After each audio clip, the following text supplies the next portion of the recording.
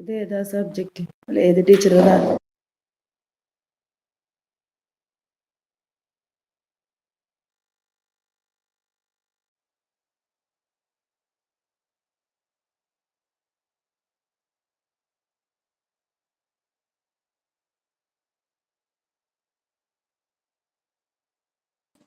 ഇന്നലത്തെ മിസ്സിന്റെ ആണല്ലേ?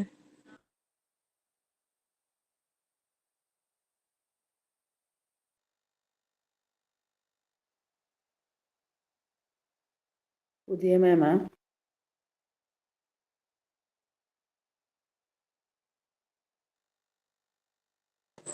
Athira.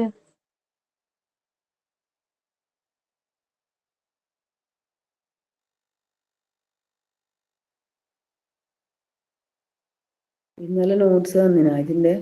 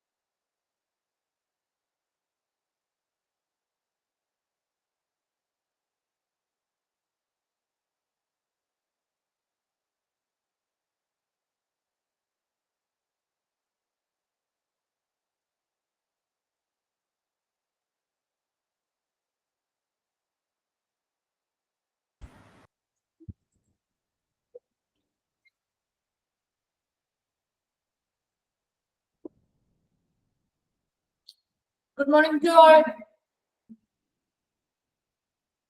Good morning, ma'am. Good morning, ma'am. Okay. അപ്പോൾ നമുക്ക് ക്ലാസ് സ്റ്റാർട്ട് ചെയ്യാം.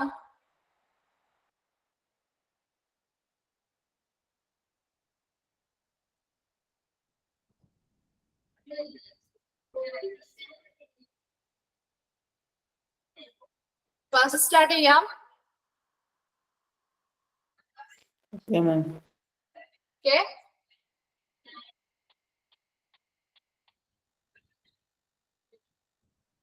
ഓക്കെ, നമ്മൾ ഇന്നലെ ഏത് ചാപ്റ്റർ ആണ് പഠിച്ചത്? ഏത് ചാപ്റ്റർ ആണ് നമ്മൾ സ്റ്റാർട്ട് ചെയ്തത്? Accident and emergency caring. Yes, accident and emergency department അല്ലേ? അപ്പോ നമ്മൾ കുറച്ച് ഭാഗം അതിനെ നോക്കിയിരുന്നു, ഇന്നലെ തന്നെ നോക്കിയിരുന്നു. അപ്പോ നമുക്കൊന്ന് റിവൈസ് ചെയ്തിട്ട് അടുത്ത പോർഷനിലോട്ട് പോവാം. Okay ma'am. ഓക്കെ. അപ്പോ ആക്സിഡന്റ് ആൻഡ് എമർജൻസി ഡിപ്പാർട്ട്മെന്റ് എന്ന് പറഞ്ഞാൽ എന്തായിരുന്നു?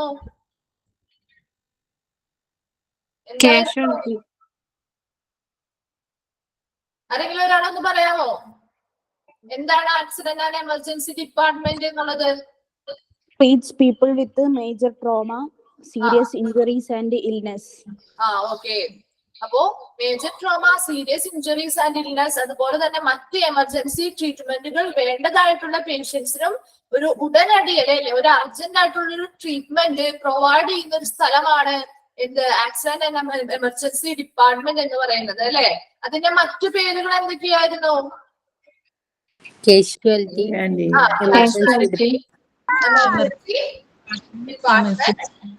Emergency room. Emergency room. അതിന്റെ ലൊക്കേഷൻ എങ്ങനെയായിരിക്കണം എന്നാണ് നമ്മൾ പറഞ്ഞത്? എവിടെയായിരിക്കണം? സെപ്പറേറ്റ് എൻട്രൻസ് ഉണ്ടായിരിക്കണം. ആംബുലൻസ് പാർക്കിംഗ് ഏരിയ വേണം. പ്രോപ്പർ ലൈറ്റിംഗ് മെത്തേഡ് വേണം. യെസ്. ദെൻ വേറൊരു കാര്യം പറഞ്ഞത് ഈസിലി വിസിബിൾ ആയിരിക്കും. Accessible. യെസ്. Then Closing ഏതൊക്കെ medical, ഡിപ്പാർട്ട്മെന്റുകൾ തമ്മിലായിരിക്കണം ക്ലോസ് ആയിരിക്കേണ്ടത്? Medical radiology, laboratory, elevator elevator. Radiology laboratory. Okay, അപ്പോ അത്രയും ക്ലിയർ ആയല്ലോ അല്ലെ? Yes, miss. Then ഡിസൈൻ എങ്ങനെയായിരിക്കണം എന്നാണ് പറഞ്ഞത്? ആംബുലൻസിൽ നിന്നും ആ വെതർ പ്രശ്നങ്ങള് അതിനെ ഷെൽട്ടർ പ്രൊവൈഡ് ചെയ്യണം. വേണം അല്ലെ? പറഞ്ഞ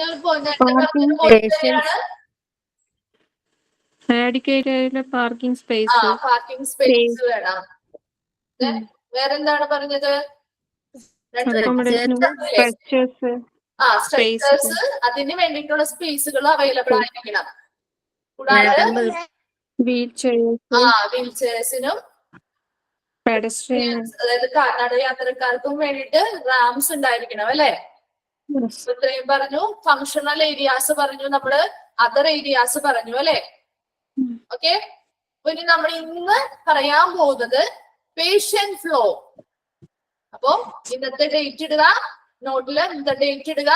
നമ്മുടെ കണ്ടിന്യൂസ് ക്ലാസ് തന്നെയാണ്, ഇന്നലത്തെ കണ്ടിന്യൂറ്റി ആയിട്ട് തന്നെയാണ് നമ്മൾ ഇന്ന് എടുക്കുന്നത്. അപ്പൊ ഇതിൽ ചില ടേംസും കാര്യങ്ങളൊക്കെ ഞാൻ പറയുന്നുണ്ട്. അപ്പൊ പറയുന്ന സമയത്ത് നിങ്ങൾ അത് നോട്ട് ചെയ്ത് വെക്കണം കേട്ടോ. പ്രത്യേകം പറഞ്ഞു തരാം കേട്ടോ. ഓക്കെ ഓക്കെ, അപ്പൊ എല്ലാവരും ഒന്ന് മ്യൂട്ട് ചെയ്യാമോ? ഓക്കെ, അപ്പൊ നമ്മൾ ഇന്ന് പഠിക്കാൻ പോകുന്നത് പേഷ്യന്റ് ഫ്ലോ. പേഷ്യന്റ് ഫ്ലോ എങ്ങനെയാണെന്നുള്ളതാണ്. എന്താണ് പേഷ്യന്റ് ഫ്ലോ? ആർക്കെങ്കിലും പറയാമോ എന്താണ് പേഷ്യന്റ് ഫ്ലോ? വരവ്, ഹോസ്പിറ്റലിലോട്ടുള്ള വരവിനെയാണ്. ഹോസ്പിറ്റലിലോട്ടുള്ള വരവല്ല, ഇവിടെ ഹോസ്പിറ്റലിൽ പേഷ്യന്റ് എത്തി. അതായത് നമ്മളിപ്പോ പഠിക്കുന്നത് ഏത് ഡിപ്പാർട്ട്മെന്റിനെ പറ്റിയാണ്? കാഷ്വാലിറ്റി അല്ലെ? അപ്പൊ കാഷ്വാലിറ്റി ഡിപ്പാർട്ട്മെന്റിനെ പറ്റി പഠിക്കുമ്പോൾ ഒരു പേഷ്യന്റ് കാഷ്വാലിറ്റിയിൽ എത്തിക്കഴിഞ്ഞാൽ ആ പേഷ്യന്റ് കടന്നു പോകുന്ന കുറച്ച് ഘട്ടങ്ങളുണ്ട്. ആ പേഷ്യന്റിന്റെ ട്രീറ്റ്മെന്റ് നടത്തുന്നതിന് വേണ്ടിയിട്ട് അവർ കടന്നു പോകുന്ന കുറച്ച് ഘട്ടങ്ങളുണ്ട്, അല്ലെങ്കിൽ ആ ഒരു ഫ്ലോ ആണ് നമ്മുടെ ഈ പേഷ്യന്റ് ഫ്ലോയിൽ പറയുന്നത്. ഓക്കെ, പേഷ്യന്റ് ഒരു കാഷ്വാലിറ്റിയിൽ എത്തുന്ന ഒരു പേഷ്യന്റ് ഏതൊക്കെ ഘട്ടങ്ങളിലൂടെയാണ് അവരുടെ ട്രീറ്റ്മെന്റുകൾ നടക്കുന്നത്, ഏതൊക്കെ ഘട്ടങ്ങളിലൂടെ അവർ കടന്നു പോകുന്നു എന്നുള്ളതാണ് എന്ത് പേഷ്യന്റ് ഫ്ലോയിൽ പറയുന്നത്. ഓക്കെ, അപ്പോ ഫസ്റ്റ് പേഷ്യന്റ് ഫ്ലോയിൽ അതായത് ഒരു കാഷ്വാലിറ്റിയിലോട്ട് ഒരു പേഷ്യന്റ് എത്തിക്കഴിഞ്ഞു കഴിഞ്ഞാൽ ഉടനെ ആ പേഷ്യന്റിന് എന്തായിരിക്കും, ഏത് ഘട്ടത്തിലായിരിക്കും ഉണ്ടാവുക? ട്രയേജ് എന്ന് പറയുന്ന ഘട്ടത്തിലായിരിക്കും. ട്രയേജിനെ പറ്റി നമ്മൾ ഇന്നലെ പറഞ്ഞല്ലോ അല്ലെ? എന്തായിരുന്നു ട്രയേജ്? ഗുരുതരാവസ്ഥയിലുള്ള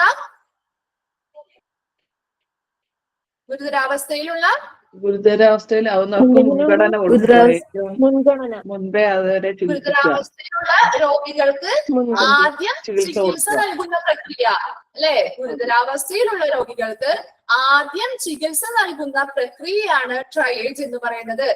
ആ ട്രയേജ് എന്ന് പറഞ്ഞിട്ട് അതൊന്ന് എഴുതി വെച്ചേ. ട്രയേജ് എന്താണ്? ട്രയേജ് ഗുരുതരാവസ്ഥയിലുള്ള രോഗികൾക്ക് ആദ്യം ചികിത്സ നൽകുന്ന പ്രക്രിയ. ഗുരുതരാവസ്ഥയിലുള്ള രോഗികൾക്ക് ആദ്യം ചികിത്സ നൽകുന്ന പ്രക്രിയയാണ് ട്രയേജ്. ഓക്കെ, ഒന്നുകൂടി പറയാം. ട്രയേജ് എന്ന് പറഞ്ഞാൽ ഗുരുതരാവസ്ഥയിലുള്ള രോഗികൾക്ക് ആദ്യം ചികിത്സ നൽകുന്ന പ്രക്രിയയാണ് ട്രയേജ് എന്ന് പറയുന്നത്. ഓക്കെ, അപ്പോ എന്താണ് ട്രയേജ് എന്ന് പറയുന്നത്? നമ്മൾ കഴിഞ്ഞ ക്ലാസ്സിൽ പറഞ്ഞതാണ്. അപ്പോ അതിൽ പ്രധാനമായിട്ടും 2 പോയിന്റുകളാണ് വരുന്നത്. ഫസ്റ്റ് പോയിന്റ് എന്ന് പറയുന്നത് all patient should be triage through A single point. അതായത് ഇവിടെ കാഷ്വാലിറ്റിയിൽ വരുന്ന എല്ലാ പേഷ്യൻസും ഈ ട്രയേജ് എന്ന് പറയുന്ന ഒരു ഘട്ടത്തിലൂടെ ഒരുപോലെയാണ് കടന്നു പോകുന്നത്.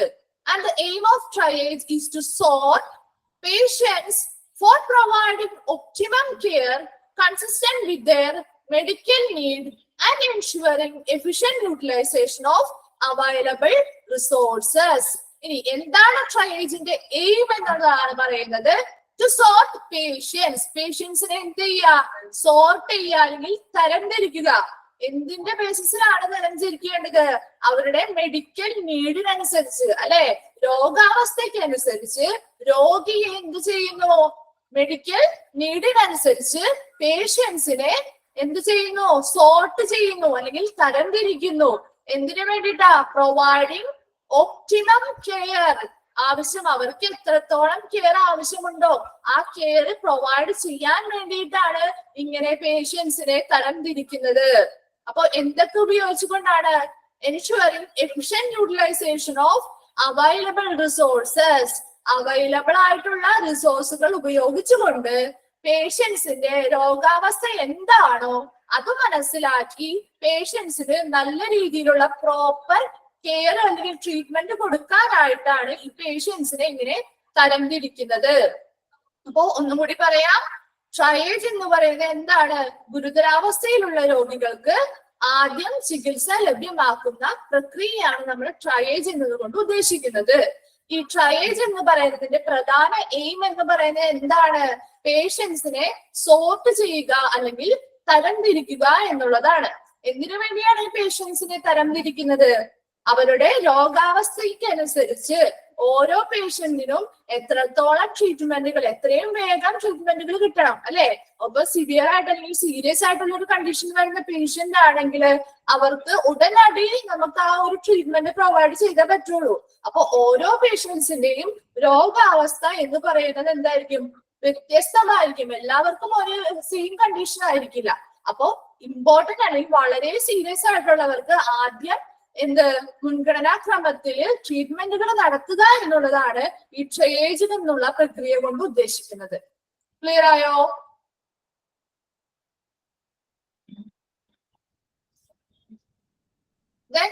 സെക്കൻഡ് വൺ ആണ് റിസപ്ഷൻ. അപ്പോ ട്രയേജ് എന്ന് പറയുന്ന ഒരു പ്രക്രിയ ഒരു പേഷ്യന്റിനെ കഴിഞ്ഞു കഴിഞ്ഞാൽ ഉടനെ അവിടെ വന്ന് അടുത്ത ഘട്ടമാണ് റിസപ്ഷൻ ഘട്ടം എന്ന് പറയുന്നത്, റിസപ്ഷൻകാരുടെ ഘട്ടം. അപ്പൊ എന്താണ് റിസപ്ഷൻ എന്ന് നോക്കാം. ക്ലോസ് ഓപ്പറേഷണൽ റിലേഷൻഷിപ്പ് എക്സിസ്റ്റ് വിത്ത് ട്രയേജ്. റിസപ്ഷൻ നമ്മൾ പറഞ്ഞു അല്ലെ, കഴിഞ്ഞ ക്ലാസ്സിൽ നമ്മൾ പറഞ്ഞു റിസപ്ഷൻ എന്തായിരുന്നു. റിസപ്ഷൻ എന്ന് പറഞ്ഞത് എന്തായിരുന്നു? റിസപ്ഷൻ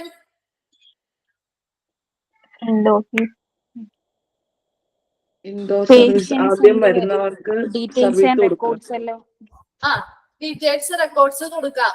കൂടാണ്ട് എന്താണ് ഇത്? റിസപ്ഷൻ എന്ന് പറയുന്നത് ശരിക്കും ഒരു ഫ്രണ്ട് ഓഫീസ് ഒക്കെയാണ് അല്ലെ. നമ്മൾ പഠിക്കുന്നത് അങ്ങനെയാണ്. ഫ്രണ്ട് ഓഫീസ് സ്റ്റാഫുകളാണ് റിസപ്ഷനിലുള്ളത്. അവിടെ നമുക്ക് എന്താണ് പേഷ്യൻസ് ആയിക്കോട്ടെ അല്ലെങ്കിൽ ഹോസ്പിറ്റലിലോട്ട് വരുന്ന വിസിറ്റേഴ്സിനായിക്കോട്ടെ അവര് അസിസ്റ്റൻസ് കൊടുക്കും അല്ലെ, സഹായങ്ങൾ ചെയ്തു കൊടുക്കുന്ന ആ ഒരു ഏരിയ അല്ലേ റിസപ്ഷൻ എന്ന് പറയുന്നത്. ഇനി ഇവിടെ അല്ലെങ്കിൽ കാഷ്വാലിറ്റിയിൽ റിസപ്ഷന്റെ റോൾ എന്താണെന്നാണ് നമ്മൾ നോക്കുന്നത്. അപ്പൊ കാഷ്വാലിറ്റിയിൽ ഈ റിസപ്ഷൻ എന്ന് പറയുന്നത് ആഫ്റ്റർ ട്രയേജ്, അതായത് ട്രയേജ് എന്ന് പറയുന്ന ഒരു പ്രക്രിയക്ക് ശേഷം ആ പേഷ്യൻസിന്റെ ഡീറ്റെയിൽസ്, ഏത് പേഷ്യന്റ് ആണോ വന്നിരിക്കുന്നത് ആ പേഷ്യൻസിന്റെ ഡീറ്റെയിൽസ് ആ റിസപ്ഷനിലുള്ള ക്ലറിക്കൽ സ്റ്റാഫുകൾ എന്ത് ചെയ്യും? റെക്കോർഡ് ചെയ്ത് വെക്കും.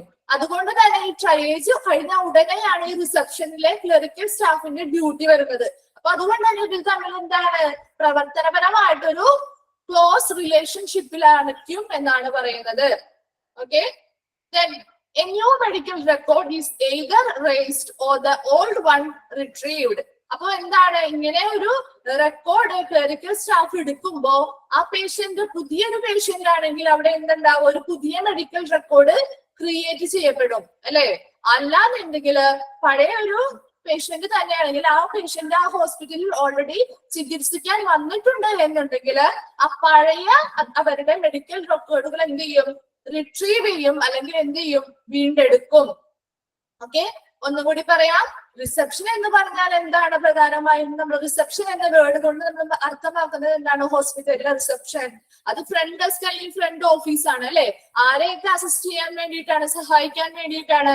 പേഷ്യൻസിനെയും വരുന്ന ഹോസ്പിറ്റലിലേക്ക് വരുന്ന വിസിറ്റേഴ്സിനെയും അസിസ്റ്റന്റ് ചെയ്യാൻ അല്ലെങ്കിൽ സഹായിക്കാനുള്ള ഒരു ഫ്രണ്ട് ഡെസ്ക് അല്ലെങ്കിൽ ഫ്രണ്ട് ഓഫീസ് ആണ് റിസപ്ഷൻ എന്ന് പറയുന്നത്. ഇനി കാഷ്വാലിറ്റിയിൽ ഈ റിസപ്ഷന്റെ റോൾ എന്താണ്? കാഷ്വാലിറ്റിയിൽ ട്രയേജിന് ശേഷം അല്ലെ, അതായത് ഒരു പേഷ്യന്റ് ആ പേഷ്യന്റിന്റെ കണ്ടീഷൻ എന്താണെന്ന് ആദ്യം നോക്കുന്ന ആ ഒരു പ്രക്രിയ. ആദ്യം ട്രീറ്റ്മെന്റ് കൊടുക്കണോ അത് അല്ലെങ്കിൽ കുറച്ച് അടുത്ത ഒരു മുൻഗണനയിൽ ഉള്ള ഒരു ലിസ്റ്റിൽ ചില പേഷ്യൻസ് എങ്ങനെയായിരിക്കും, പുറകിലായിരിക്കും. കാരണം അവർക്ക് അത്ര സിവിയറിറ്റി കാര്യങ്ങളോ സീരിയസ് ആയിട്ടുള്ള കണ്ടീഷൻ ഉണ്ടാവില്ലായിരിക്കാം.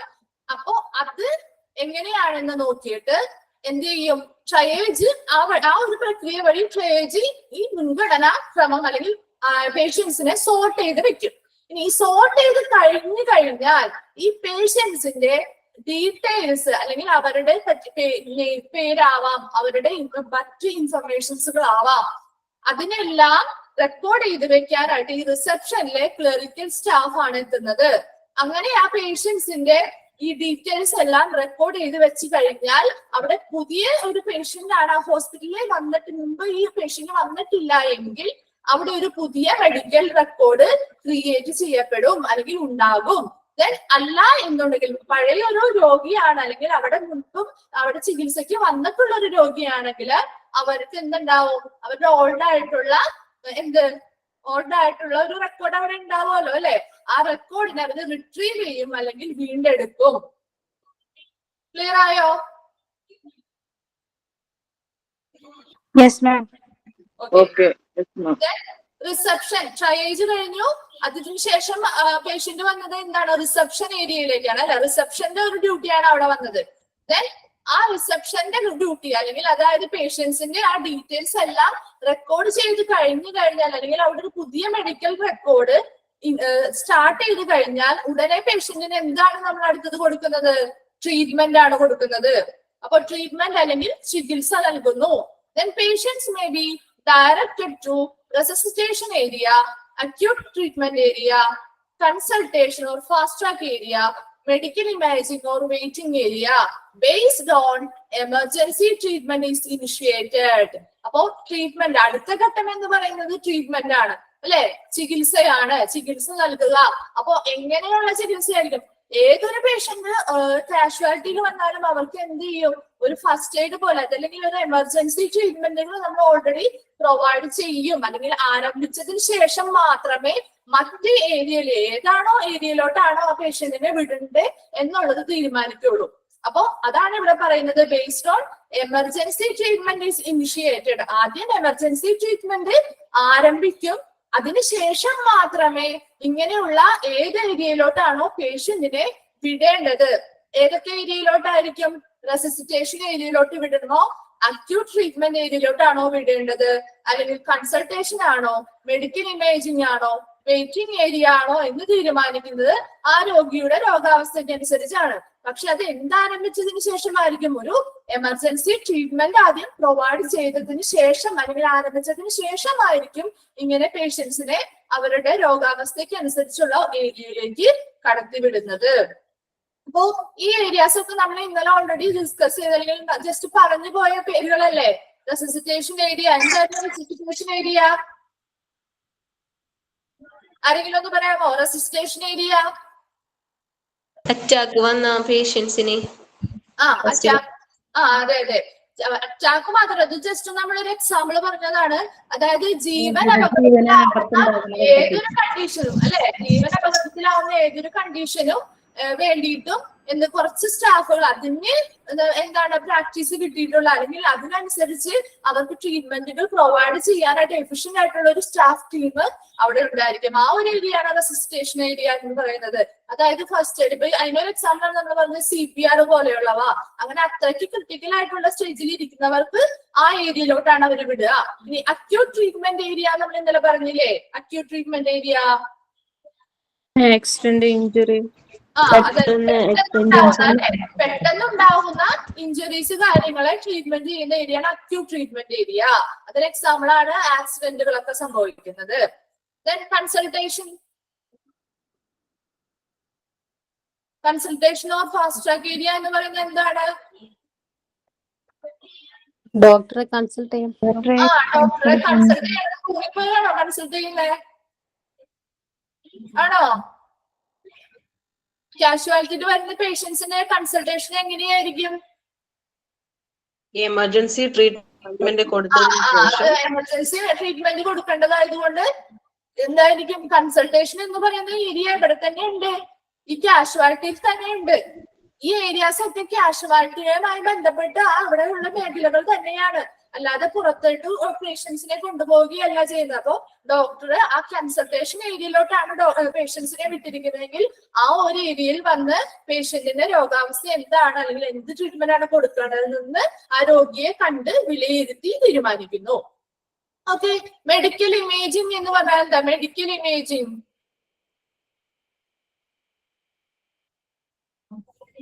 ആർക്കെങ്കിലും അറിയോ? മെഡിക്കൽ ഇമേജിംഗ് എന്തെങ്കിലും ഐഡിയ ഉണ്ടോ? എക്സ്റേ ഒക്കെ ആണോ? അതെ അതെ, എക്സ്റേ സ്കാനിങ് ഒക്കെ അല്ലെ. അതായത് നമ്മുടെ ഇമേജിംഗ് എന്ന് പറഞ്ഞാൽ എന്താ? എന്ത് മെഡിക്കൽ ഇമേജിംഗ്? നമ്മുടെ ആന്തരിക അവയവങ്ങൾക്ക് എന്തെങ്കിലും തകരാറുകൾ സംഭവിച്ചിട്ടുണ്ടെങ്കിൽ അത് എങ്ങനെ അറിയാൻ പറ്റും? നമുക്ക് ഒറ്റ നോട്ടത്തിൽ അത് അറിയാൻ പറ്റുമോ? ഇല്ല അല്ലെ. അപ്പൊ അതിനെന്ത് ചെയ്യണം? അതിന്റെ ഇമേജുകൾ എടുക്കണം അല്ലെ. അത് എന്തൊക്കെ വഴിയാണ് ഇമേജുകൾ നമ്മൾ എടുക്കണേ? എക്സ്റേസ്, സ്കാനിങ്ങുകൾ പോലെയുള്ള വഴിയല്ലേ. അപ്പൊ അതാണ് മെഡിക്കൽ ഇമേജിംഗ്. അതിനെ ആ ഒരു ഏരിയയെ നമ്മൾ മറ്റൊരു പേരിട്ട് പറയും. എന്താണ്? റേഡിയോളജി വിഭാഗം അല്ലെ. അങ്ങനെ ഒരു റേഡിയോളജി വിഭാഗത്തിലോട്ടാണോ പേഷ്യന്റിനെ വിടണ്ടേ എന്നും തീരുമാനിക്കുന്നു. ഓർ വെയിറ്റിംഗ് ഏരിയ, അല്ലെങ്കിൽ ഏത് ഏരിയയിലോട്ട് വിടും? വെയിറ്റിംഗ് ഏരിയയിലോട്ട് വിടുന്നു. അപ്പൊ ഇത്രയും ഏരിയാസ് ഉണ്ട്. ആ ഏരിയയിലോട്ട് പേഷ്യന്റിനെ, ഏതൊക്കെ പേഷ്യന്റിനെയാണ് ഈ ഏരിയാസിലോട്ട് വിടണ്ടേ എന്ന് തീരുമാനിക്കുന്നത് ആ രോഗിയുടെ രോഗാവസ്ഥയ്ക്ക് അനുസരിച്ചായിരിക്കും.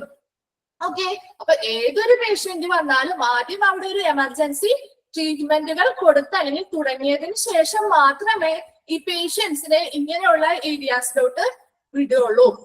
ഓക്കെ, ക്ലിയർ ആയല്ലോ?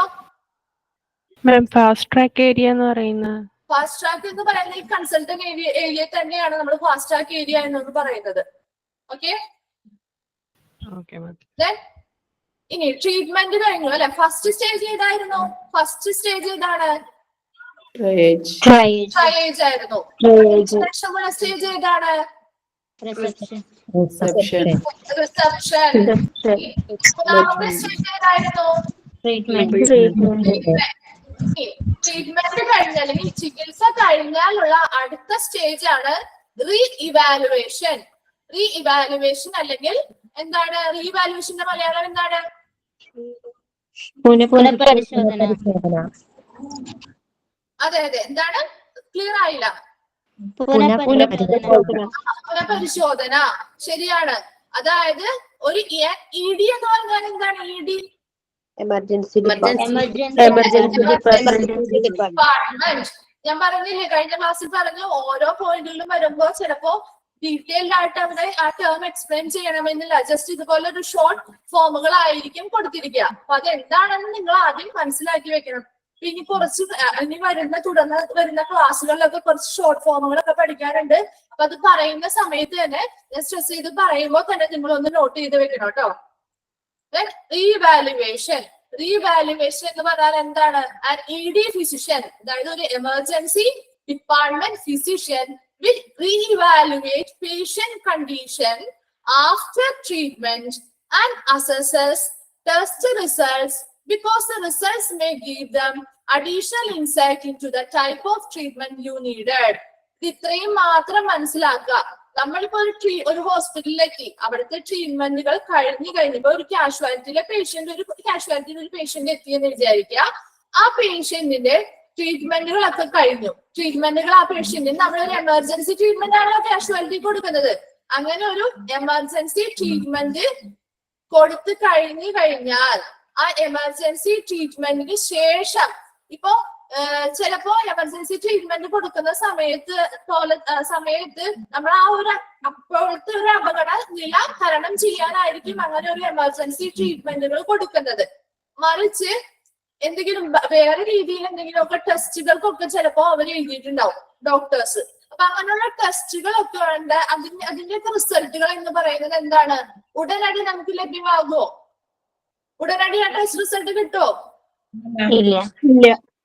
കുറച്ച് സമയം എടുക്കും അല്ലെ. ആ ടെസ്റ്റ് റിസൾട്ടുകൾ കിട്ടാനായിട്ട് കുറച്ച് സമയം എടുക്കും. ഇപ്പൊ എക്സ്റേ ആണെങ്കിലും സ്കാനിങ് ആണെങ്കിലും അങ്ങനെ എന്ത് ചെയ്താലും അതിനൊരു ടൈം ഉണ്ട് അല്ലെ. അതിനുള്ളിലേ നമുക്കത് കിട്ടുള്ളൂ. അത് കിട്ടിയിട്ട് രോഗിയെ ചികിത്സിക്കാനിരുന്നാലോ അവിടെ അവരുടെ ജീവന് ചിലപ്പോൾ ആപത്തായിട്ട് വരാം. അപ്പൊ അതുകൊണ്ട് തന്നെ അവിടെ എമർജൻസി ട്രീറ്റ്മെന്റുകൾ ആ ഡോക്ടർ കൊടുക്കും. എന്നാൽ കൂടി ഈ റിസൾട്ടുകളും പിന്നീട് എന്ത് ചെയ്യും, ഈ ട്രീറ്റ്മെന്റ് എന്താണ് കൊടുത്തത് അതിനെ ഒന്നും കൂടി എന്ത് ചെയ്യും, റീഇവാലുവേറ്റ് ചെയ്യും, അല്ലെങ്കിൽ ഒന്നും കൂടി വീണ്ടും വിലയിരുത്തി ഈ റിസൾട്ടുകളുടെ അടിസ്ഥാനത്തിൽ, ടെസ്റ്റ് റിസൾട്ടുകളുടെ അടിസ്ഥാനത്തിൽ മറ്റെന്തെങ്കിലും ട്രീറ്റ്മെന്റുകൾ ഈ പേഷ്യന്റിന് വേണമെങ്കിൽ അത് അഡീഷണൽ ആയിട്ട് നമ്മൾ കൊടുത്തിരിക്കണം. ഓക്കെ, അപ്പൊ റീവാലുവേഷൻ ഇത്രയാണ് പറയുന്നത്. എമർജൻസി ഡിപ്പാർട്ട്മെന്റിലുള്ള ഫിസിഷ്യൻസ് അവർ ഓൾറെഡി എമർജൻസി ട്രീറ്റ്മെന്റുകൾ കൊടുത്തിട്ടുണ്ടായിരിക്കും. കൂടാണ്ട് അഡീഷണൽ ആയിട്ട് വരുന്ന ടെസ്റ്റ് റിസൾട്ടുകളെ ബേസ് ചെയ്തുകൊണ്ട് അഡീഷണൽ ആയിട്ട് എന്തെങ്കിലും ട്രീറ്റ്മെന്റുകൾ ഈ പേഷ്യന്റിന് കൊടുക്കേണ്ടതായിട്ടുണ്ടെങ്കിൽ അത് പ്രൊവൈഡ് ചെയ്യുന്ന ഒരു സ്റ്റേജ് ആണ് റീ ഇവാലുവേഷൻ സ്റ്റേജ് എന്ന് പറയുന്നത്. ക്ലിയർ ആയോ?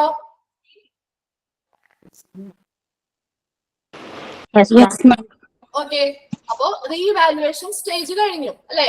അപ്പൊ റീവാലുവേഷൻ സ്റ്റേജ് കഴിഞ്ഞു, എമർജൻസി ട്രീറ്റ്മെന്റുകൾ കഴിഞ്ഞ് ആ പേഷ്യന്റിന് എന്ത് ചെയ്യുന്നു, റിസൾട്ടുകളുടെ ബേസിസിൽ വേറെ എന്തെങ്കിലും അഡീഷണൽ ട്രീറ്റ്മെന്റുകളൊക്കെ കൊടുത്തു.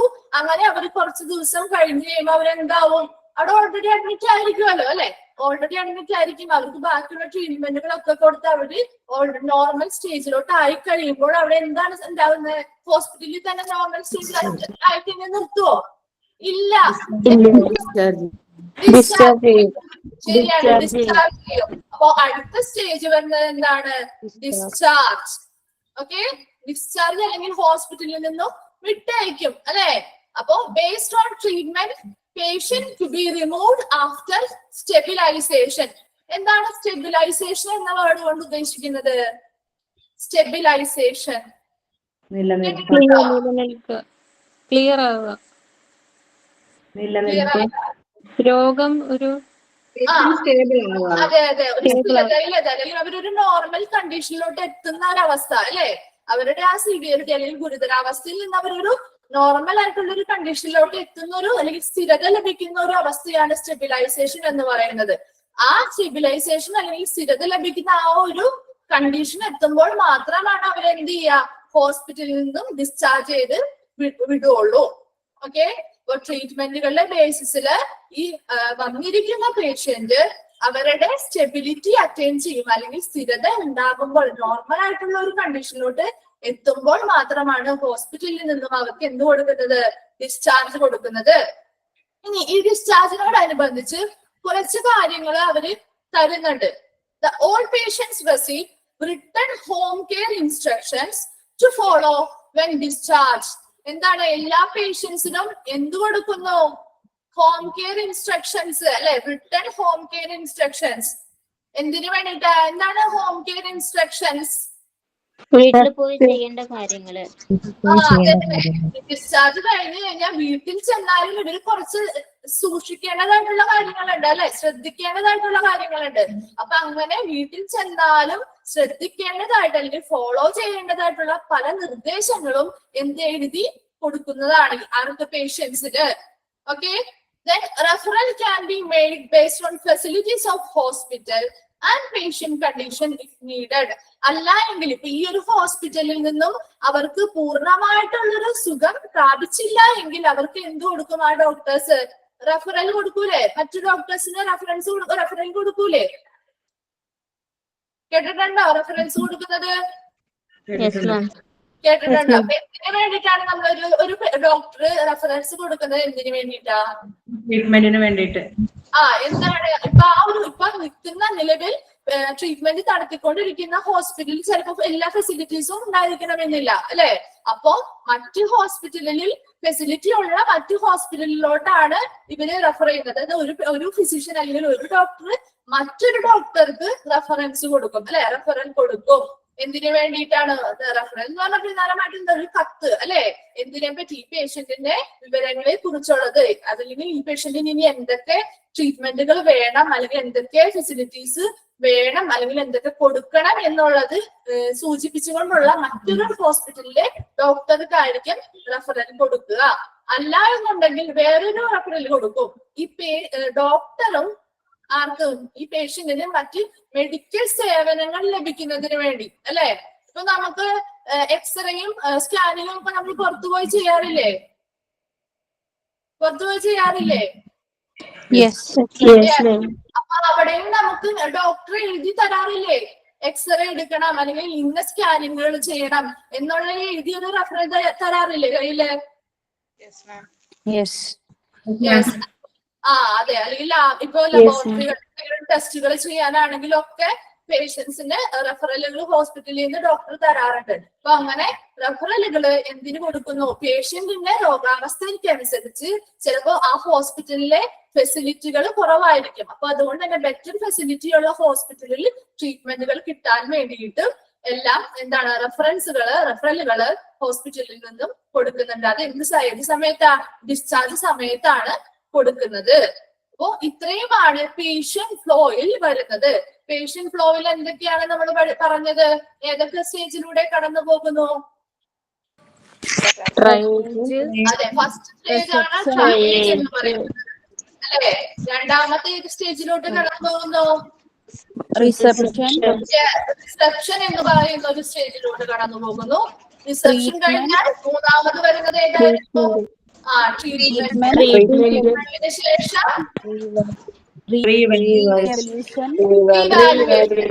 റീവാലുവേഷൻ സ്റ്റേജിലോട്ട് കടന്നു പോകുന്നു. അവസാനത്തെ സ്റ്റേജ് ഏതാണ്? സ്റ്റേജിലൂടെ ഒരു പേഷ്യന്റ് എന്ത് ചെയ്യുന്നു? അവരുടെ ട്രീറ്റ്മെന്റ് അല്ലെങ്കിൽ ചികിത്സാ രീതികൾ കടന്നു പോകുന്നു. ഓക്കെ, ദെൻ അടുത്തത് നമ്മൾ നോക്കാൻ പോകുന്നതാണ് എമർജൻസി ഡിപ്പാർട്ട്മെന്റ് വർക്ക് ഫോഴ്സ്. അതായത് എമർജൻസി ഡിപ്പാർട്ട്മെന്റിൽ ഒത്തിരി പേര് വർക്ക് ചെയ്യുന്നുണ്ട് അല്ലെ. ഡോക്ടേഴ്സ് ആയിക്കോട്ടെ, നഴ്സസ് ആയിക്കോട്ടെ, അവരുടെ അസിസ്റ്റന്റുകൾ ആയിക്കോട്ടെ, അങ്ങനെ ഒത്തിരി പേര് ഈ എമർജൻസി ഡിപ്പാർട്ട്മെന്റിൽ വർക്ക് ചെയ്യുന്നുണ്ട്. അപ്പൊ അവിടുത്തെ ആ വർക്ക് ഫോഴ്സ് അല്ലെങ്കിൽ ആ ജോലി ചെയ്യുന്ന ആൾക്കാരുടെ ഒരു കൂട്ടം അല്ലെങ്കിൽ ഒരു ശക്തി ഉണ്ട് അല്ലെ. അപ്പൊ ആ വർക്ക് ഫോഴ്സ് എന്താണെന്നുള്ളതാണ്, ആരൊക്കെയാണ് അതിന്റെ കീഴില് വർക്ക് ചെയ്യുന്നത് എന്നുള്ളതാണ് നമ്മൾ ഈ എമർജൻസി ഡിപ്പാർട്ട്മെന്റ് വർക്ക് ഫോഴ്സിൽ നോക്കാൻ പോകുന്നത്. ഫസ്റ്റ് ആരാണ്? Casualty medical officer. മെഡിക്കൽ ഓഫീസറിനെ അറിയോ? മെഡിക്കൽ ഓഫീസർ ഒന്ന് എഴുതി വെച്ചേ. മെഡിക്കൽ ഓഫീസർ എന്താണ്? മെഡിക്കൽ ഓഫീസറിനെ ഷോർട്ടാക്കി നമ്മൾ എന്താ പറയാ? മെഡിക്കൽ ഓഫീസർ എന്ന് പറഞ്ഞാൽ ഷോർട്ടാക്കി എന്താണ്? എല്ലാത്തിന്റെയും ഷോർട്ട് ഫോമുകൾ എംഒ. ശരിയാണ്, എംഒ. അവിടെ ഒന്ന് എഴുതി വെച്ചേക്കാം. MO, medical officer, MO. Okay, അപ്പോ കാഷ്വാലിറ്റിയിലെ ഫസ്റ്റ് ആരാണ് ഉണ്ടാവുക? കാഷ്വാലിറ്റി മെഡിക്കൽ ഓഫീസർ ഉണ്ടായിരിക്കും. മെഡിക്കൽ ഓഫീസർ എന്ന് പറയുന്നത് കാഷ്വാലിറ്റിയുടെ ഹെഡ് ആയിരിക്കും. ഓക്കെ, ഹെഡ് ആയിരിക്കും. അദ്ദേഹം ഒരു സീനിയർ ഫിസിഷ്യൻ ആയിരിക്കും. ഈ മെഡിക്കൽ ഓഫീസർ എന്തിനു വേണ്ടിയിട്ടാണ്? എമർജൻസി ഡിപ്പാർട്ട്മെന്റ് അല്ലെങ്കിൽ എമർജൻസി അല്ലെങ്കിൽ കാഷ്വാലിറ്റിയുടെ വളരെ സുഗമമായിട്ടുള്ള പ്രവർത്തനങ്ങൾ നടക്കാൻ വേണ്ടിയിട്ട് എല്ലാ തരത്തിലുള്ള നേതൃത്വവും നൽകുന്ന ഒരാളായിരിക്കും ഈ മെഡിക്കൽ ഓഫീസർ എന്ന് പറയുന്നത്. ഒന്നുകൂടി പറയാം, കാഷ്വാലിറ്റിയിൽ ഒരു മെഡിക്കൽ ഓഫീസർ ഉണ്ടായിരിക്കും. അദ്ദേഹമായിരിക്കും ഈ കാഷ്വാലിറ്റിയിലെ എല്ലാ കാര്യങ്ങളും, എല്ലാ രീതിയിലുള്ള കാര്യങ്ങളും മാനേജ് ചെയ്യുന്നതും അവരെ മറ്റുള്ള സ്റ്റാഫുകളെ ലീഡ് ചെയ്യുന്നതും. അദ്ദേഹം ഒരു സീനിയർ ഫിസിഷ്യൻ ആയിരിക്കാം. ഇനി ഈ മെഡിക്കൽ ഓഫീസറിന്റെ കീഴില് എക്സ്പേർട്ട് ആയിട്ടുള്ള മെഡിക്കൽ എക്സ്പേർട്ടുകൾ ഉണ്ടായിരിക്കും, അല്ലെങ്കിൽ മറ്റ് ഡോക്ടേഴ്സ് ഉണ്ടായിരിക്കും. ഓക്കെ, മെഡിക്കൽ ഓഫീസറിന്റെ കീഴിലായിരിക്കും മറ്റ് ഡോക്ടേഴ്സ് ഉണ്ടായിരിക്കുക. ഫിസിഷ്യൻസ് ആവാം, സർജൻസ് ആവാം. അപ്പൊ അങ്ങനെയുള്ള മറ്റ് എക്സ്പേർട്ടുകൾ ഉണ്ടായിരിക്കുന്നത് ഈ മെഡിക്കൽ ഓഫീസറിന്റെ കീഴിലായിരിക്കാം. അപ്പൊ ഈ എക്സ്പേർട്ടുകൾക്ക് വേണ്ടിയിട്ടുള്ള ലീഡുകൾ അല്ലെങ്കിൽ അവരെ മുന്നോട്ട് നയിക്കാനും അവർക്ക് വേണ്ട അഡ്വൈസുകൾ കൊടുക്കുന്നതും ഈ മെഡിക്കൽ ഓഫീസർ ആയിരിക്കും. അപ്പൊ എമർജൻസി ഡിപ്പാർട്ട്മെന്റ് വർക്ക് ഫോഴ്സിൽ ഫസ്റ്റ് വരുന്ന ഒരു വ്യക്തിയാണ് എന്ത്? മെഡിക്കൽ ഓഫീസർ അല്ലെങ്കിൽ എംഒ എന്ന് പറയുന്നത്. രണ്ടാമതായി വരുന്ന വ്യക്തിയാണ് കൺസൾട്ടന്റ് ഷുഡ് ബി അവൈലബിൾ. നമ്മൾ പറഞ്ഞു മറ്റു ഡോക്ടേഴ്സ് വേണമെന്ന് പറഞ്ഞു അല്ലെ. കൺസൾട്ടൻസ് എന്ന് പറഞ്ഞാൽ എന്താണ്? വിദഗ്ധ ഉപദേശം അല്ലെങ്കിൽ വിദഗ്ധ ട്രീറ്റ്മെന്റുകൾ നൽകുന്ന ഡോക്ടർ അല്ലെ. ഡോക്ടറാണ് കൺസൾട്ടൻസ് എന്ന് പറയുന്നത്. അപ്പോ ഈ മെഡിക്കൽ ഓഫീസറിനെ കൂടാതെ അവിടെ എന്തുണ്ടാവും? മറ്റ് മെഡിക്കൽ എക്സ്പേർട്ട് ആയിട്ടുള്ള ഡോക്ടേഴ്സ് ഉണ്ടായിരിക്കും. ഫിസിഷ്യൻസ് ആവാം, സർജൻസ് ആവാം, എന്തെങ്കിലും സ്പെഷ്യലിസ്റ്റുകൾ ആവാം. അങ്ങനെയുള്ള മറ്റ് കൺസൾട്ടൻസും ഈ എമർജൻസി ഡിപ്പാർട്ട്മെന്റിൽ ഉണ്ടായിരിക്കും. Then RN. എന്താണ് RN? RN അറിയോ? RN ആർക്കെങ്കിലും ഉണ്ടോ? ഇല്ല. RN എന്ന് പറഞ്ഞ എഴുതി വെച്ചോ. RN registered nurse. Registered nurse. Yes, registered nurse ആണ് RN എന്ന് പറയുന്നത്. ഓക്കെ, രജിസ്റ്റേർഡ് നേഴ്സ് ആണ് RN. And with trained EMT. EMT എന്ന് പറയുന്ന ടേം കേട്ടിട്ടുണ്ടോ? EMT. Emergency medical technician. ശരിയാണ്. അപ്പോ RN എന്ന് പറഞ്ഞാൽ ആരാണ്? രജിസ്റ്റേർഡ് നേഴ്സ് എന്നാണ്. ദെൻ EMT എന്ന് പറഞ്ഞാൽ എന്താണ്? Emergency medical technician. എഴുതി വെച്ചേക്ക, എമർജൻസി മെഡിക്കൽ ടെക്നീഷ്യൻ. RN എന്ന് പറഞ്ഞാൽ രജിസ്റ്റേർഡ് നേഴ്സ്. ഓക്കെ, ദെൻ മറ്റൊരു ആൾക്കാർ ആരൊക്കെയാണ് എമർജൻസി ഡിപ്പാർട്ട്മെന്റിലുള്ളത്? RN അല്ലെങ്കിൽ രജിസ്റ്റേർഡ് ആയിട്ടുള്ള ഒരു നേഴ്സ് ഉണ്ടായിരിക്കും വിത്ത് ട്രെയിൻഡ് EMT. പിന്നെ എന്താണ്? ട്രെയിൻഡ് ആയിട്ടുള്ള എന്താണ്? ആരുണ്ടായിരിക്കും? EMT.